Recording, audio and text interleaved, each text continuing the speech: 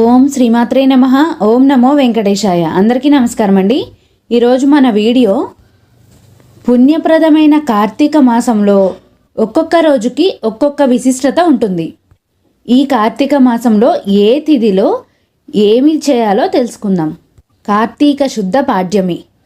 ఈరోజు తెల్లవారుజామునే నిద్రలేచి స్నానం చేసి గుడికి వెళ్ళాలి.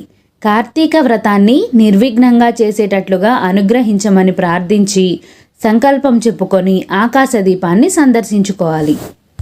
కార్తీక శుద్ధ విధియ. ఈ రోజున సోదరి ఇంట ఆమె చేతి భోజనం చేసి కానుకలు ఇచ్చి రావాలి. ఇలా చేయడం వలన యమగండం తప్పుతుందంటారు. కార్తీక శుద్ధ తదియ. ఈ రోజున అమ్మవారికి కుంకుమ పూజ చేయాలి. కార్తీక శుద్ధ చవితి. దీనినే నాగుల చవితి అని పిలుస్తారు. నాగుల చవితి రోజున సుబ్రహ్మణ్యేశ్వరుని పూజించాలి. పుట్టలో పాలు పోయాలి. కార్తీక శుద్ధ పంచమి. దీనిని జ్ఞాన పంచమి అంటారు. ఈ రోజున సుబ్రహ్మణ్యేశ్వరుని పూజిస్తే జ్ఞాన వృద్ధి కలుగుతుంది. అలాగే ఈ కార్తీక శుద్ధ పంచమి రోజున తిరుచానూరులోని పద్మావతి అమ్మవారు ఉద్భవించారని చెబుతారు. ఈ రోజున శ్రీ మహాలక్ష్మిని పూజించడం వలన అష్ట ఐశ్వర్యాలు సమకూరుతాయి. ఇక కార్తీక శుద్ధ షష్ఠి. ఈ రోజున బ్రహ్మచారి అయిన అర్చకునికి ఎర్ర గడుల కండువాను దానం చేస్తే సంతాన ప్రాప్తి కలుగుతుంది. ఇక కార్తీక శుద్ధ సప్తమి. ఈ రోజున ఎర్రని వస్త్రంలో గోధుమలు పోసి అర్చకునికి దానం చేస్తే ఆయు వృద్ధి కలుగుతుంది. కార్తీక శుద్ధ అష్టమి. ఈ రోజున చేసే గోపూజ మంచి ఫలితాలను ఇస్తుంది. దీన్ని గోపాష్టమి అని కూడా అంటారు. కార్తీక శుద్ధ నవమి. ఈ రోజు నుంచి 3 రోజుల పాటు విష్ణు త్రిరాత్ర వ్రతాన్ని ఆచరించాలి. కార్తీక శుద్ధ దశమి. ఈ దశమి రోజు రాత్రిపూట విష్ణువుని పూజించాలి. కార్తీక శుద్ధ ఏకాదశి. దీనినే ఉద్దాన ఏకాదశి అని అంటారు. ఈ రోజున విష్ణు పూజ చేస్తే సద్గతులు కలుగుతాయి. కార్తీక శుద్ధ ద్వాదశి. ఈ రోజుని క్షీరాబ్ది ద్వాదశి అంటారు. చిలుక ద్వాదశి అని కూడా అంటారు. సాయంకాలం ఉసిరి తులసి మొక్కల వద్ద విష్ణు పూజ చేసి దీపాలను వెలిగించాలి. తులసి కళ్యాణం చేయాలి. దీంతో సర్వ పాపహరణం అవుతుంది. కార్తీక శుద్ధ త్రయోదశి. ఈ రోజున సాలగ్రామ దానం చేస్తే కష్టాలు దూరమవుతాయి. కార్తీక శుద్ధ చతుర్దశి. ఈ రోజునే పాషాణ చతుర్దశి వ్రతం చేసుకుంటే మంచిది. ఇక అతి ముఖ్యమైనది కార్తీక పూర్ణిమ. కార్తీక మాసంలోకెల్లా అతి పవిత్రమైన రోజు ఈరోజు. ఈ రోజున నదీ స్నానం చేసి శివాలయం వద్ద కానీ విష్ణాలయం వద్ద కానీ దీపాన్ని వెలిగిస్తే సకల పాపాలు తొలగిపోతాయి. శివాలయం వద్ద జ్వాలాతోరణ దర్శనం చేసుకోవాలి.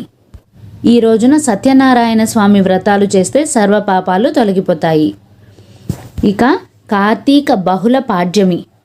ఈ రోజున ఆకుకూర దానం చేస్తే మంచిది. కార్తీక బహుళ విధియ. ఈరోజు వనభోజనాలు చేయడానికి అనువైన రోజు.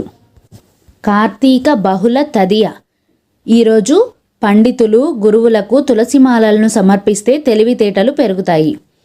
కార్తీక బహుళ చవితి. ఈ రోజంతా ఉపవాసం చేసి సాయంకాలం గరికతో గణపతిని పూజించాలి. ఆ గరికను దిండు కింద పెట్టుకొని పడుకుంటే పీడకలలు తొలగిపోతాయి. కార్తీక బహుళ పంచమి. ఈ రోజున చీమలకు నూకలు చల్లడము, శునకాలకు అన్నం పెట్టడం మంచిది. కార్తీక బహుళ షష్ఠి. ఈ రోజున గ్రామ దేవతలకు పూజ చేయాలి. కార్తీక బహుళ సప్తమి. ఈ రోజున జిల్లేడు పూల దండను శివునికి సమర్పించాలి. కార్తీక బహుళ అష్టమి. ఈ రోజున కాలభైరవాష్టకం చదివి గారెల దండను భైరవుడికి అంటే శునకానికి సమర్పిస్తే ధన ప్రాప్తి కలుగుతుంది. కార్తీక బహుళ నవమి. ఈ రోజున వెండి లేదా రాగి కలశంలో నీటిని పోసి పండితునికి దానమిస్తే పితృదేవతలు సంతోషిస్తారు. కార్తీక బహుళ దశమి. ఈ రోజున అన్నదానం చేస్తే విష్ణువు సంతోషించి కోరికలు తీరుస్తారు. కార్తీక బహుళ ఏకాదశి. ఈరోజు విష్ణు ఆలయంలో దీపారాధన, పురాణ శ్రవణము, పఠనము, జాగరణ చేస్తే మంచి ఫలితాలుంటాయి. కార్తీక బహుళ ద్వాదశి.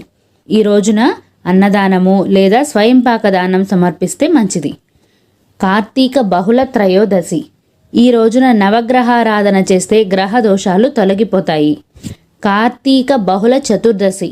ఈ రోజున మాస శివరాత్రి కాబట్టి శివారాధన అభిషేకం చేస్తే అపమృత్యు దోషాలు గ్రహ బాధలు తొలగిపోతాయి. కార్తీక అమావాస్య. ఈ రోజున పితృదేవతల పేరుతో అన్నదానం చేస్తే పెద్దలకు నరక బాధలు తొలగిపోతాయి. కార్తీక మాసంలో వచ్చే ప్రతిరోజు పుణ్యప్రదమేనండి. ఈ మాసంలో అన్ని రోజుల్లో ఏ తిథిలో ఏ పనులు నిర్వర్తించాలో తెలుసుకున్నాం కదా. మరొక చక్కని వీడియోతో మళ్ళీ కలుద్దాం. నమస్తే అండి.